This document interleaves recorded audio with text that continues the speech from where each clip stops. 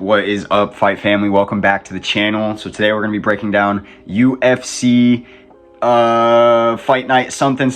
Brandon Royval taking on Taira. This is a great main event. Honestly, a great fight night card. We're just blessed to be out of the era that we were in the middle of the year with like fucking back-to-back female main events for fight nights. And they were horrible cards too, so it was just bad times all around. But we're looking up now. I know I'm shirtless right now, I'm a little bit naked, but boys, it's hot as fuck in my house and I just got back from the gym. I've been hustling the gym. Honestly, the hardest I ever have for these last couple of fucking months. Been having some good progress, which is cool. I hope you guys are all happy and healthy and doing good in life. Let's get into the first fight of the night, right? We're starting off with Clayton Carpenter taking on Lucas Roja. This is gonna be a crazy fight. Carpenter is undefeated. He has like 10 less bouts than Roja though. Roja has 1 loss, and in his fight on the Contender Series, he was getting muscled around, tossed by like a mini Khabib, a little flyweight Khabib with an afro. And then Lucas Roja, in the second round, while this guy's trying to nut hug him a little bit more, Lucas Roja times a beautiful step-in knee. The dude's striking looks very fluid. He reminds me of a lot of Brazilian prospects, actually. Some of the fighting nerds. I can't remember who off the top of my head that he reminds me of, but he's like a mini version of Carlos Pratis. That's who it is. He reminds me a lot of a mini version of Pratis. They even have like a similar build for their sizes. Carpenter has really good boxing. He's got good grappling as well. I think his grappling is going to be a little bit better, his wrestling in particular. I don't really understand why Clayton Carpenter is opening up a 2-1 favorite though. I know he's undefeated for a reason. The dude has a great chin. I've seen him get cracked a couple of times and he stays in there. He finds ways to win. But I really think Lucas Roja is just a much better striker than Clayton Carpenter is a grappler. And after watching Roja defend takedowns the way he did in his Contender Series fight, I think he's going to have a relatively easy time finding a knockout here, especially if this guy's just going to be chasing the wrestling and isn't going to be, I don't know, confident to engage on the feet. I think that's going to lead to a recipe for disaster, and I think Lucas Roja is going to get this one done by a knockout. So I'm going to be trusting the underdog. We're opening the night up with a plus 170. And we move on up the card. Dan Argueta taking on Cody Hadon. Cody Hadon took on Steve Erceg in an amazing 3-round fight in the regional series, or the regional circuit in Australia. You guys should check that fight out if you haven't seen it. Cody Hadon has amazing boxing, great toughness. He's a good grappler, although Dan Argueta is a much better grappler. That's his wheelhouse for sure. And Dan Argueta has an amazing mustache, 10 out of 10. But Dan, as tough as he is and as good of a grappler as he is, he's there to get hit, and I feel like he gets hands put on him in most of his fights. He makes them close because he is such a dog, but I think Cody is honestly battle-tested enough outside of the UFC. He's the type of prospect where we're going to watch him come in here, and he's going to look like he belongs. He has heavy hands. If he wings a bunch of hooks, Dan's going to be timing the double legs on him all day and changing levels and taking him to the ground. And although I don't think he'll be able to control Hadon as well as he might want to, I don't even know if he'll be able to get hooks in on him. I do think that he could keep him there. Cody's going to need to keep it in the boxing realm the whole time he's on the feet, and he's going to need to land hard when he does land. Try to really demotivate Dan from applying forward pressure, right? It's going to be a lot harder said than done, but I do think Cody, just because of that Steve Erceg fight and how close it was, he showed me that he's a high-level fighter coming into the UFC. I think he's going to get this one done in the bantamweight division. I think he's going to start off with a tough decision. I think he's going to drop Dan at some points, but I think it is going to go to a decision. I think he's going to win 2 rounds to 1. I'm trusting Cody Hadon. We move on up the card. Julia Palastri taking on Corey McKenna. This is literally just a battle of Julia is the better striker. Corey can take her down. A lot of the time, these women debuting with good records and good striking fucking lose. So the fact that I'm going to be picking Julia Palastri here probably is going to baffle a lot of you guys. And I'm probably even going to bet on it, which is even more baffling. You should always stay away from fights like these. Always. But I'm going to be trusting Julia Palastri to get this one by a decision. And because it's a pick'em, I love propping females, or betting on females when it's a pick'em. Prop that shit by a decision. You get like some plus free 200, 250 odds. And a lot of the time it goes right. I mean, if we have piss poor judges, you could get robbed blind and have your girl win every single round. But you know, let's just pray that doesn't happen. I think Corey McKenna is going to have too much to deal with on the feet. I don't know if she'll be able to chase her takedowns the way that she needs to. I'm going to trust the Brazilian to get this one done in her debut. We move on up the card. Junior Tafa taking on Sean Sheriff. This has to be wrong. I'm seeing Junior Tafa at plus 285. Give me 1 second, boys.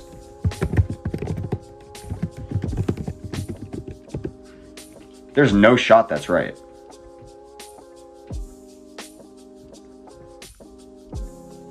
Okay, I'm not getting any confirmation anywhere else. I'm looking at Junior Tafa as a plus damn near 300 against Sean Sheriff, who's undefeated with 4 wins and has fought only cans. And he's even more of a fat shit than Junior Tafa is. So, look, anything can happen, and the guy has bombs in his hands.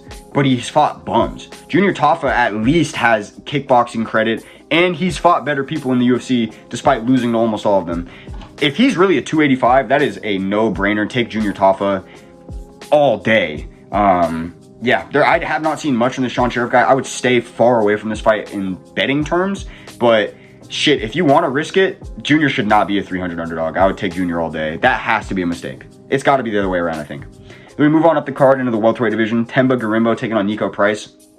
The odds make sense here. Temba is a minus 345. He needs to not get sloppy and let Nico just kind of land on him, because Nico can knock out Temba. If Temba fights the way that he's been fighting recently, honestly, he could knock out Nico. He could choke him out. He could dominate him over a decision. Temba looks much better than I ever thought he would have looked based on his debut. And maybe honestly even based on his first 2 fights. And when you listen to him talk in interviews, you can tell this guy is a man on a mission. He's motivated to chase gold. Honestly, he looks better and better every fight. I have to trust Temba Garimbo here. Nico Price is just, he's a fighter's fighter, but he's chinny as all hell. And he doesn't have the best fight IQ, so no brainer, we're going Temba Garimbo here. We move on up the card. Jonathan JSP Pierce taking on Pat Sabatini, who's sitting at a plus 150. Jonathan Pierce should win this one just based on his grappling. He's much better there. But Pat Sabatini is a grappler. You know, that's his whole game plan. You can't just count him out completely. I think that's why the odds are kind of close. They both suck on the feet. Jonathan Pierce is a little bit better. I'm nervous with this one because I am leaning Pierce, but I've watched him throw away wins a couple of times now. You know, he at one point had like a 5-1 record in the UFC or something crazy. He's always been one of the better like bottom feeder fighters or one of the better journeymen. No disrespect, but it's just kind of how your career's gone, John. But you're one of the better ones. If he keeps his like relentless grappling pace, doesn't make any stupid mistakes to let himself get choked out like he did against Brito, this should be a lock. Like I said, Pat Sabatini can wrestle himself, but the dude just, I don't know, maybe it's because of the matchups he's gotten. Maybe he just simply doesn't have the greatest fight IQ. He hasn't shown me all too much to be impressed by in his fights. Jonathan Pierce does have some things to be impressed by, like his ground control. So I'm going to trust JSP. He's also just got better fight IQ, in my opinion. And we move on to the prelim headliner, CJ Vergara taking on Ramazan Temirov. Now, brother, why the fuck is CJ Vergara always given all of the flyweight prospects when they're coming up? Like, it's like clockwork. It's like the UFC hates this kid or something. And CJ Vergara is a stud. He's had some comeback behind wins in the UFC already even that were just instantly makes you a huge fan of the kid. He has heart. He's got good technique. He's not the most technical though. He's got good power and size for the weight, although he could be bigger and stronger. You know, there's things that you can nitpick. There's things that you can take from him where you're like, okay, this is a really solid guy to bet on. And if you want to trust a guy with heart who's gonna most likely always be put at like a 2 to 3 to 1 underdog, then this is your guy to bet on. But Ramazan Temirov has some of the fastest hands I think I've ever seen at flyweight. Dude has crazy power. He's got great timing. He's from Uzbekistan, so you know he takes this shit seriously. He's built like a little action figure. It's hard as hell to pick against this guy. I would honestly have to be having one of those types of days where I'm just like, no, I got a feeling. But I don't got a feeling today, boys. Unfortunately, I think Ramazan Temirov is going to absolutely piece up CJ Vergara and introduce himself to the UFC's flyweight division. And they'll probably give this guy a top 15 or top 10 matchup immediately. If CJ Vergara gets this one done, UFC stop fucking Jewing the man and send him up the rankings. If he gets this one done, give him a favorable matchup in the top 15. And flyweight isn't that stacked, so you could do this.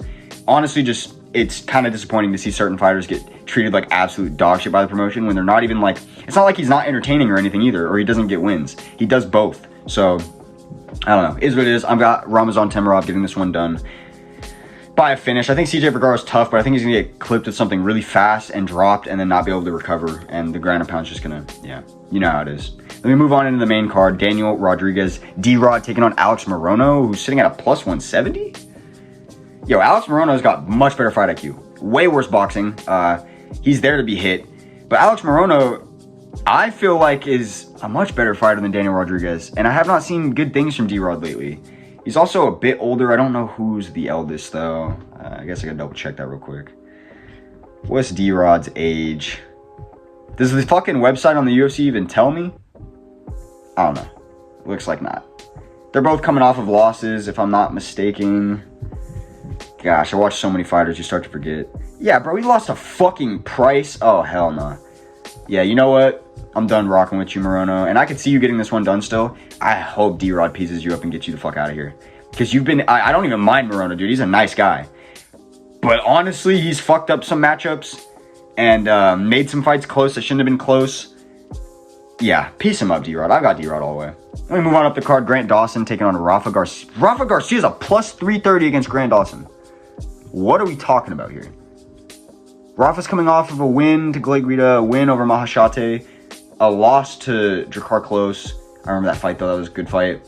Dude, Grant Dawson is very good on the ground, but honestly, this is craziness. Rafa Garcia at a plus 330. This is why I should never look at odds, honestly, until after I make my picks. Because now I'm switching my pick. I was going to slightly lead Grant Dawson. Actually, no, I was never leaning Grant Dawson. It's Rafa Garcia all day. I think he's going to find a knockout. I think he's actually going to dominate this fight. People are going to be really surprised. And we're going to be walking away from it with everyone on Twitter being like, whoa, Rafa's looking good. Like, lightweight's mad stacked. I wonder where he's going to go next.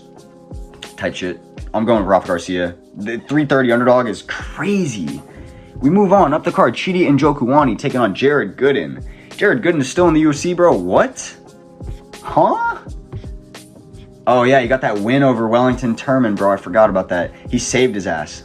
That's funny as hell. Jared Gooden, it's hard because Chidi Njokuani, I've watched him quit on himself. I've watched him just get folded quick, too. He has bombs in his hands, but I feel like he has like a minute.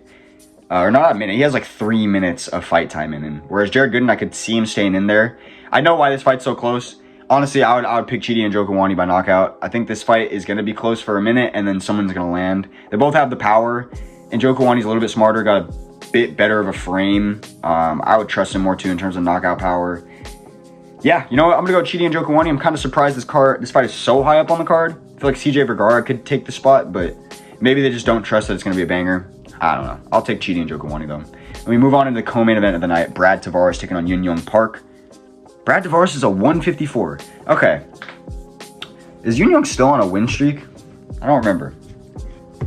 No. He lost that fight to Muniz, which is craziness. But he beat Duraev. Honestly, Yun Young Park has looked a lot better than you would expect him to against a lot of people. I could see Brad Tavares showing his weathered body in this fight. His not weathered chin, he's always got a chin, but the dude's weathered in the sense that he's just fought the best of the best for so long. And he's not gotten too many wins, so that has to do something to you mentally, man. But Brad Tavares is a fighter's fighter. Like, most people that watch this sport and follow it and know something about the fighters, we all fuck with Brad Tavares. He's just one of those guys you can't dislike, like Whitaker or like Wonder Boy, you know what I mean? He's got that kind of vibe, he always shows up, he gives you good fights. Always signs his name on the dotted line against any competition. Yun Young Park, realistically, has the fight IQ. I think that's where like the big thing here. His fight IQ is much better. He knows what to do to win. But I think Brad Tavares has all the physical attributes to win this fight. I'm gonna have some fun with it, guys. I'm gonna take another underdog here. I'm gonna trust Brad Tavares to get this one done. I think he's gonna win by a decision. I think at some point he's gonna catch Yun Young, and it's gonna change the pace of this fight and the momentum of it for Brad. I think prior to that, Yun Young's going to be imposing his pressure and his grappling, and it's going to be working well. But I think Brad is going to figure it out, land better on the feet, land those leg kicks. I think Yun Young Park is going to be in for a long night after like the first round. So I'm going to go with Brad Tavares getting this one done by a decision and getting back in the win column because, fuck, I hope he does. We all rock with Brad. We move on, main event of the night. Brandon Royval taking on Tatsuro Taira. Brandon sitting at a 2-1 underdog. Makes sense, though. I mean, Taira is just... Yeah, I took a risk and I picked against Taira with Alex Perez, even though I knew it was probably not the smartest thing to do. And he came out there and he fucking obliterated him. I think he could do similar shit to Royval. You know, Royval's known as being the guy that can get a finish from anywhere. He's scrappy. He goes for wild shit. He has such a fun style everywhere. On the ground, on the feet, anywhere. I think Taira is so good that he can still, you know, wrap up Royval like a fucking cobra and eventually find a choke. So I am going to be picking Taira to finish this fight by a submission. I've watched lesser competition submit Royval. I think he's going to make it fun for a little bit, but I think Taira is going to show that he genuinely is just maybe the best flyweight in the world. I mean, the dude has looked amazing since his debut. And it's cool because he's like the only Japanese prospect besides the other kid at bantamweight that's coming up now that have hype and have shown to be just like a next level fighter with their own unique kind of style. Because I would say Taira has one of the most unique grappling styles that we've seen. And his striking's even getting better. You know, he's got a win by TKO recently. yeah, everything's leaning towards Taira. I don't think Royval should ever be a 2-1 underdog against anybody in the UFC's flyweight division. That's how good he is. That's how much of a finishing potential he has, right? And he's a dog. His nickname is fucking Raw Dog for a reason, bro. I'm always gonna rock with Royval. He's from my side of the pond, so a part of me is always gonna root for him as well. You know, I rock with America. I'm from here. But at the same time, bro, my brain's saying Taira all the way. So I gotta trust Tatsuro Taira to get this one done. And if he can, I'm back to breaking even on main events. Maybe I can end the year with a positive main event streak. That would be solid. I don't know. Let me know who you guys got down below. I might be streaming this card, so maybe you can come catch me live. Not a promise, but we might be over there. Yeah, that's gonna be all for today, guys. I'll catch y'all.